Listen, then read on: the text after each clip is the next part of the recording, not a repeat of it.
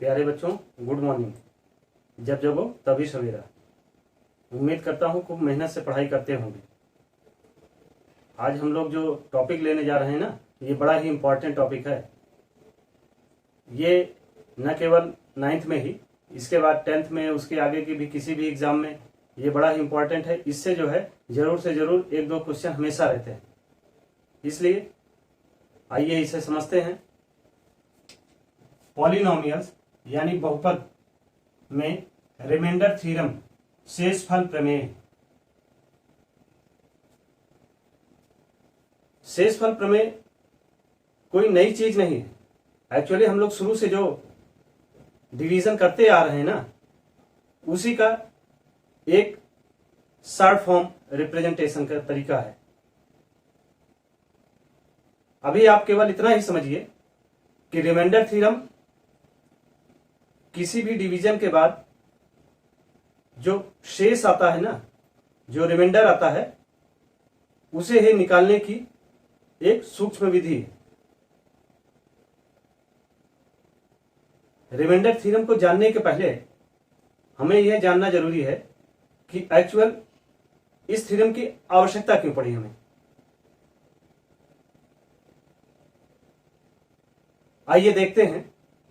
माना मैंने कोई दो नंबर्स, एक लिया 15 और दूसरा लिया 6। 15 जो है वो 6 से कैसा है, बड़ा है। मान लीजिए कि मैं इस 15 को 6 से डिवाइड करता हूं, तो 6 2 जा 12, रिमाइंडर कितना आया 3। ये क्या है, ये डिवीजर है।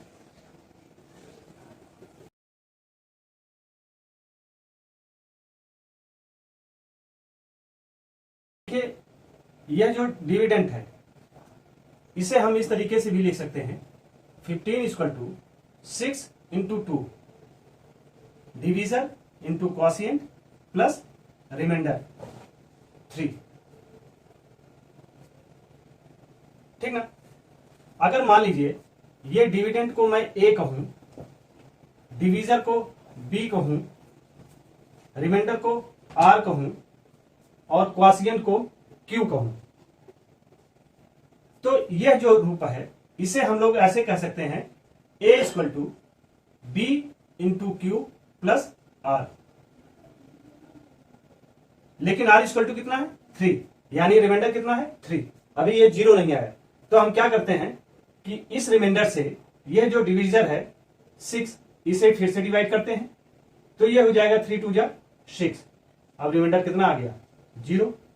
तो फिर इसे इसी फॉर्म में अगर रिप्रेजेंट करें, तो जैसे यहां 15 डिविडेंट था, वैसे यहां डिविडेंट क्या है 6 है, यानी 6 = 3 × 2 प्लस 0। तो ये भी A = BQ प्लस R के रूप में रिप्रेजेंट किया जा सका। ठीक ना। तो जब R = 0 आ गया, तो यानी कहने का मतलब ये डिवीजन पूरी तरीके से कंप्लीट हो गया। अब ये डिवीजन आगे नहीं हो सकता। दूसरा नंबर लेते हैं 12 और 6। तो देखिए 12 यहां पे बड़ा है। 12 को यदि हम लोग 6 से डिवाइड करते हैं, तो 6 2 जा 12, रिमाइंडर कितना आ गया 0। ठीक ना। तो जैसे आपने इसे यहां लिखा है, वैसे ही इसे भी लिख सकते हैं कि 12 = 6 × 2 प्लस 0।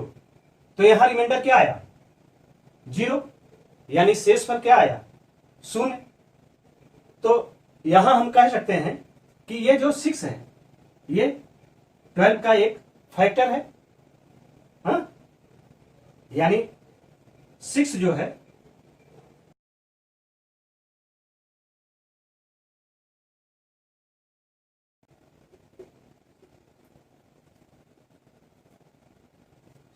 है वो 12 का गुणनखंड है, यानी फैक्टर है, और 12 जो है वो 6 का गुणज है, यानी मल्टीपल है। इसे ध्यान दीजिए कि जैसे हम लोग जब एलसीएम निकालते थे, किन्हीं दो नंबर्स का एलसीएम या आपको एचसीएफ निकालने को दिया जाए तो क्या करते थे?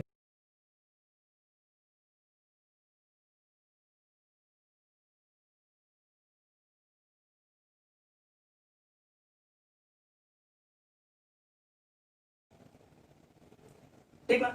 तो मल्टीपल एलसीएम में क्या निकालते हैं? लीस्ट कॉमन मल्टीपल, यानी 6 का मल्टीपल क्या हो सकता है? 6 की जो टेबल होती है, 6 1 जा 6, 6 2 जा 12, 6 3 जा 18, तो ये सब क्या है? 6 12 18, ये सब क्या है? ये 6 के मल्टीपल है। और अगर आपको एचसीएफ निकालना होता था तो आप वहां क्या निकालते थे? फैक्टर निकालते थे। यानी जैसे 6 और 12 है तो इसका आपको फैक्टर निकालना है, तो यानी 12 का फैक्टर क्या हो सकता है? यानी 12 या तो 1 से कटेगी, या 2 से कटेगी, या 3 से कटेगी, या 4 से कटेगी, या फिर 6 से कटेगी, और या फिर 12 से कटेगी। तो यानी मल्टीपल सबसे छोटा नंबर है, ठीक ना? और फैक्टर, और यह जो है मल्टीपल सबसे छोटा नंबर है। और ऐसे ही 1 2 3 100 200 300 600 लाख करोड़ कुछ भी आप मल्टीप्लाई करते जाएंगे तो मल्टीपल जो है वो रुकेगा नहीं, वो चलता ही रहेगा, यानी ये अनिश्चित होता है। जबकि फैक्टर जो होता है वो निश्चित होता है। आप देखो मैक्सिमम नंबर ऑफ फैक्टर क्या है? 12। 12 का सबसे बड़ा फैक्टर क्या है? 12। तो यानी ये 12 के बाद फिर रुक जाएगा और उसके अंदर वो जितने भी नंबर से कटते हैं वो उसके फैक्टर होंगे। ऐसे अगर आप 6 को ले लीजिए तो 6 या तो 1 से कटेगा, या 2 से कटेगा, या 3 से कटेगा, या फिर 6 से कटेगा। तो 6 के फैक्टर कितने हैं? 1 2 3 4, और 12 के फैक्टर 1 2 3 4 5 6। तो ये यानी यहां पर 6 क्या है? वो 12 का एक फैक्टर है, ठीक ना? और यही फैक्टर हम लोग एचसीएफ निकालते हैं, और वही 12 जो है 6 का एक गुणज है। क्योंकि 6 को आप मल्टीप्लाई करते हैं 1 से 2 से 3 से, तो कहीं ना कहीं 12 आएगा। तो यह इसका इसीलिए कहा जाता है कि इसका मल्टीपल है। अब आइए इसके बाद देखते हैं कि क्या हम लोग जिस तरीके से यहां संख्याओं को आपस में एक दूसरे से विभाजित किया है, क्या कोई पॉलिनोमियल्स को भी ऐसा हम कर सकते हैं? तो आइए हम देखते हैं, जबकि किसी एक मोनोमियल्स यानी एक पदी बहुपद से किसी बहुपद वो है 2x³ plus x² plus x को डिवाइड करते हैं।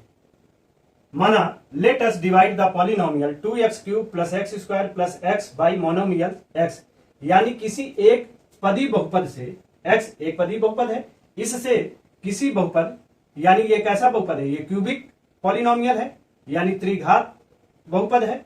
इसे जो है x से डिवाइड करके देखते हैं। अब हमने जब 2x³ plus x² plus x को x से डिवाइड किया तो यानी 2x³ upon x, x² upon x and x upon x। इसमें देखिए पावर 3 है, इसकी पावर 1 है, तो ये आया 2x², ये स्क्वायर पावर है इसकी, तो यहां आया x, और x 1 जा x 1 आया। तो यानी इस पॉलिनोमियल्स को 2x³ plus x² plus x को हम लोग इस तरीके से भी तो लिख सकते हैं, x इंटू ये, यानी 2x² प्लस x प्लस 1, यानी अगर इसमें x से मल्टीप्लाई कराएंगे तो यही आएगा। तो यानी कहने का मतलब यह हुआ कि हमने जो बहुपद लिया था 2x³ plus x² plus x, उसके दो फैक्टर मिले। एक तो x मिला पहला फैक्टर, और दूसरा फैक्टर हमें मिला 2x² plus x plus 1। x and 2x² plus x plus 1 factor of 2x³ plus x² plus x। अब आप देखिए कि इसमें भी x है और इसमें भी x है, तो यानी x दोनों में है। जो x से डिवाइड करने के बाद आया उसमें भी x ही है, और जो डिवाइड जिसे किया गया उसमें भी x ही है। तो यानी x जो है दोनों का गुणज है, यानी दोनों का मल्टीपल है। 2x³ plus x² plus x is multiple of x as well as multiple of 2x² plus x plus 1। तो जैसे x इसका मल्टीपल है, गुणज है, वैसे ही x जो है इसका भी गुणज या मल्टीपल है। तो यानी इसके दो फैक्टर मिले, x और 2x² प्लस x प्लस 1, और इन दोनों के गुणज जो है, मल्टीपल जो है, वो क्या है, वो x है। आइए इसके बाद हम लोग देखते हैं, मान लीजिए एक दूसरा पॉलिनोमियल्स है 3x² प्लस x प्लस 1। इसे जो है हम डिवाइड करते हैं x से, ठीक ना। अगर हमने इसको x से डिवाइड किया तो ये क्या हो जाएगा, 3x² upon x plus x upon x plus 1 upon x। यहां पर 3x प्लस 1। अब आप देखिए 1 को x से डिवाइड कर सकते हैं, किसी नंबर को किसी भी एल्जेब्रिक टर्म से डिवाइड कर सकते हैं, नहीं कर सकते ना। तो इसे हम लोग लिख सकते हैं 3x plus 1 into x plus 1, यानी 1 क्या होगा, यह 1 जो है इसका रिमाइंडर है।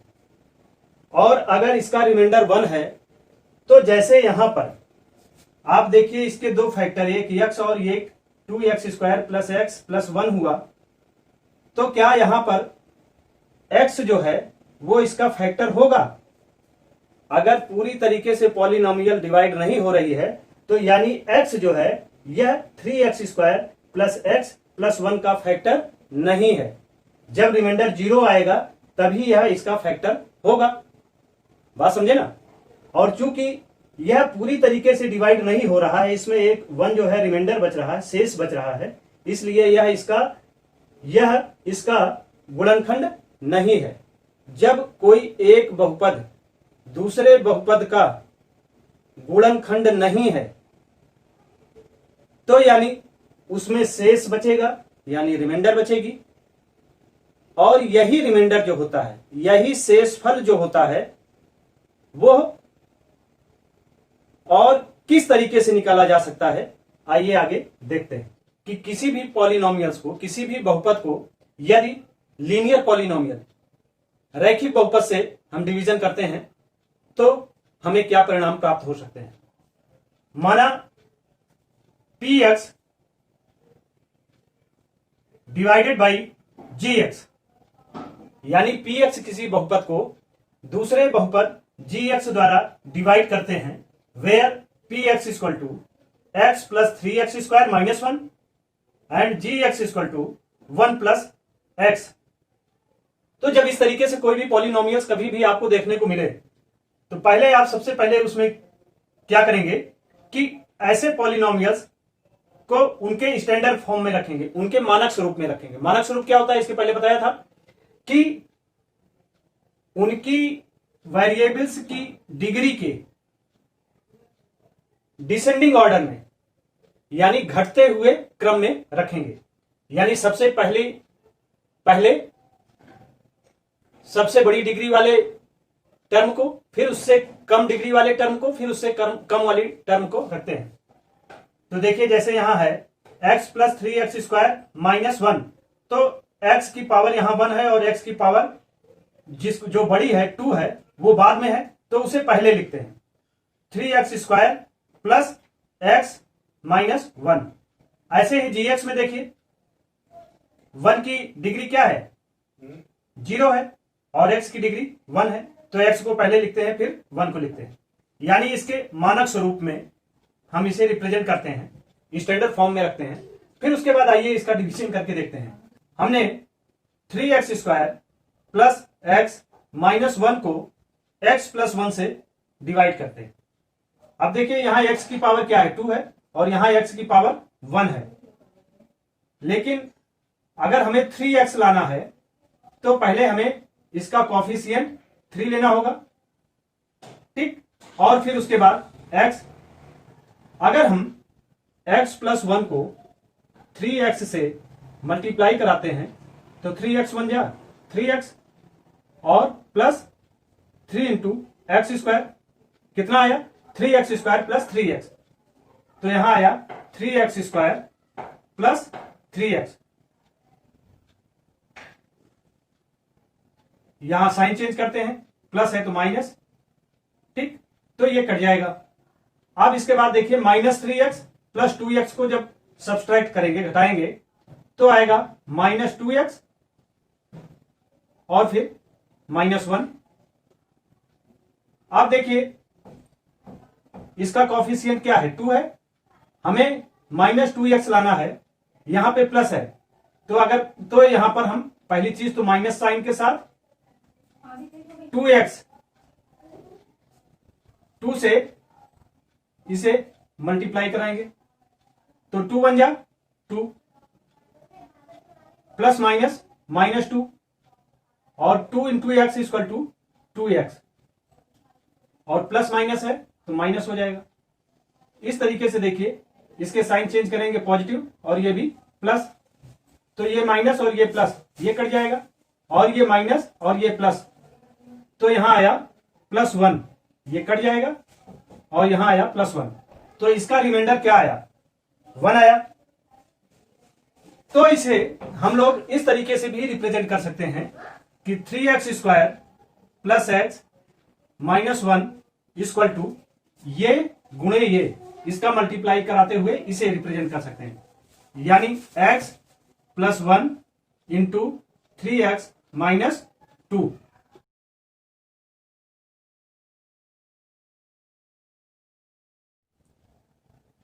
तो 3x² प्लस x -1 को x + 1 और 3x - 2 + 1 के रूप में रिप्रेजेंट कर सकते हैं, यानी 3x² प्लस x -1 के 2 फैक्टर मिले, x + 1 और 3x - 2, और रिमाइंडर उसका जो मिला वो 1 मिला। तो इसे हम लिख सकते हैं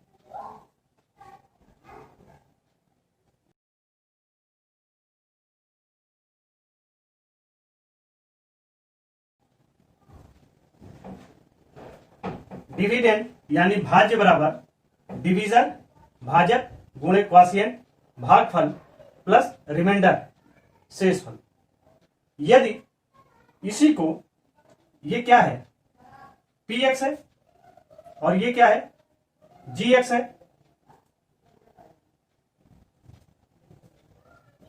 अगर किसी भी px में हम उसके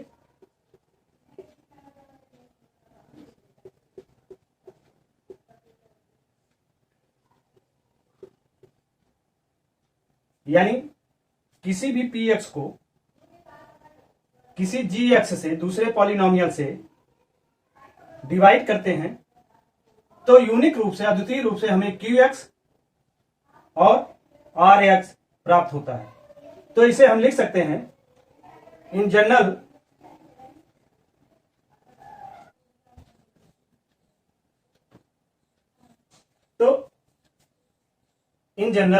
if px and gx are 2 polynomial, यानी व्यापक रूप में यदि px और gx दो ऐसे बहुपद हों कि जिनकी डिग्री ऑफ px यानी px की घात बड़ी हो डिग्री ऑफ gx यानी gx की घात से, जहां पर gx is not equal to 0, तो उन्हें then we find polynomial qx and rx such that, तो ऐसे बहुपद qx और rx प्राप्त कर सकते हैं जिससे कि px equal to gx into qx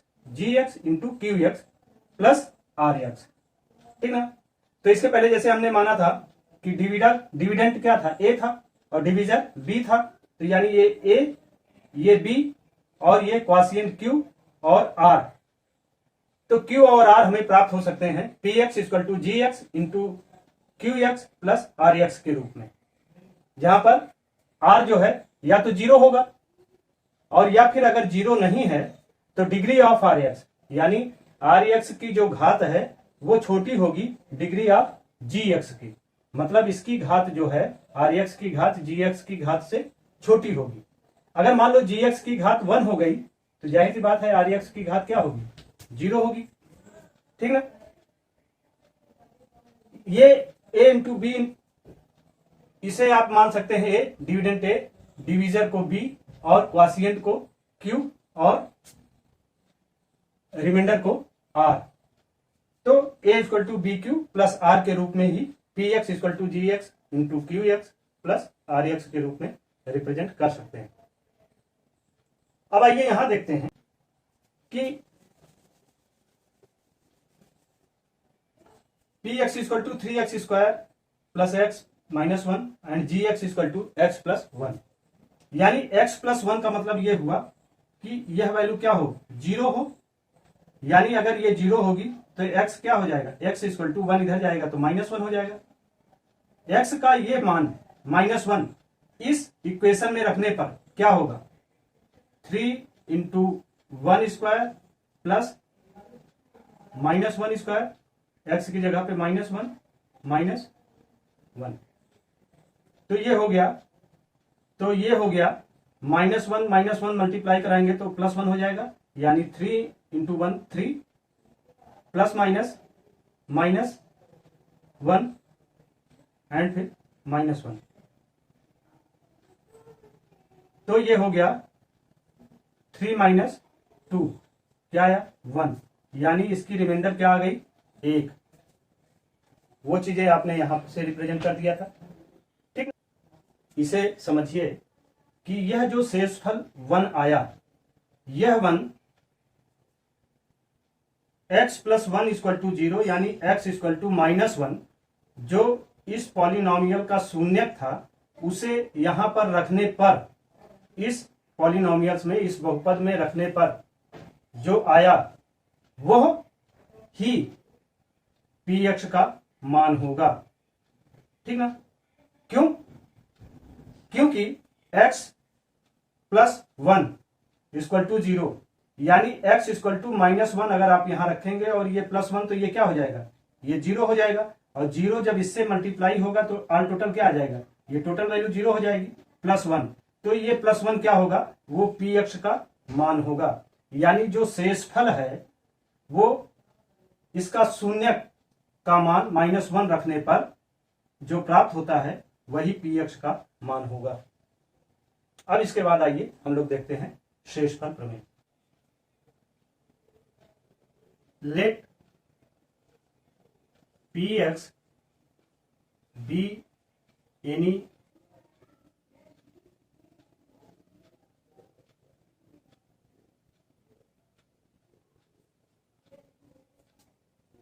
तो रिमाइंडर थ्योरम या शेषफल प्रमेय क्या है, माना कि px be any polynomial of degree greater than 1 और इक्वल टू 1, माना px 1 से अधिक या 1 के बराबर घात वाला कोई बहुपद है, 1 से अधिक यानी क्वाड्रेटिक पॉलिनोमियल है या द्विघात बहुपद है या फिर क्यूबिक पॉलिनोमियल है, त्रिघात बहुपद है,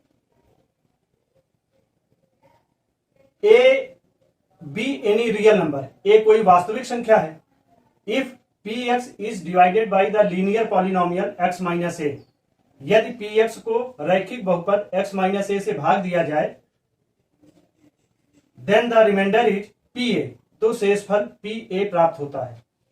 आइए इसे समझे कि मान लीजिए कोई एक पॉलिनोमियल px जिसकी घात जो है या तो 1 है या 1 से अधिक है, अगर ये डिविडेंट है और डिवीजर क्या है, भाग देने वाला क्या है, रैखिक बहुपद है, लीनियर पॉलिनोमियल, यानी इसकी डिग्री क्या है 1 है, तो जाहिर सी बात है इसकी डिग्री 1 से अधिक ही होगी। x माइनस ए से अगर हम इसे डिवाइड करते हैं तो हमें qx क्वॉशिएंट यानी भागफल और रिमाइंडर rx यानी शेषफल प्राप्त होता है, ठीक ना। तो इस तरीके से जैसे हमने इसे क्या माना था, ये a था, ये b था, डिविडेंट a डिवीजर b, भाज्य a भाजक b, और ये q था और ये r था, तो a equal to b q plus r, तो वही हुआ px dividend into x minus a यानी b into Q x quotient plus are x. ध्यान दीजिए यहां पर क्या है, x माइनस ए की पावर जो डिग्री है वो 1 है, चूंकि लीनियर पॉलिनोमियल है माना गया है, तो n की डिग्री 1 है, और आर एक्स यानी रिमाइंडर की डिग्री क्या है, वो 1 से कम होगी, और 1 से कम होगी तो क्या होगी, 0 होगी। और अगर कोई भी नंबर है, अचर पद है, कांस्टेंट वेरिएबल, जैसे 1 2 3 4 ये सब क्या है, कांस्टेंट है, इनकी वैल्यू चेंज नहीं हो सकती। तो यानी ये रिमाइंडर जो होगा हमेशा नंबर में ही आएगा, कभी एक्स वाई जेड के रूप में नहीं आएगा। इसके कहने का मतलब ये है। So every value of X, X का प्रत्येक मान के लिए R X equal to R, मतलब ये आर एक्स जो है उसे किससे रिप्रेजेंट कर सकते हैं, आर से।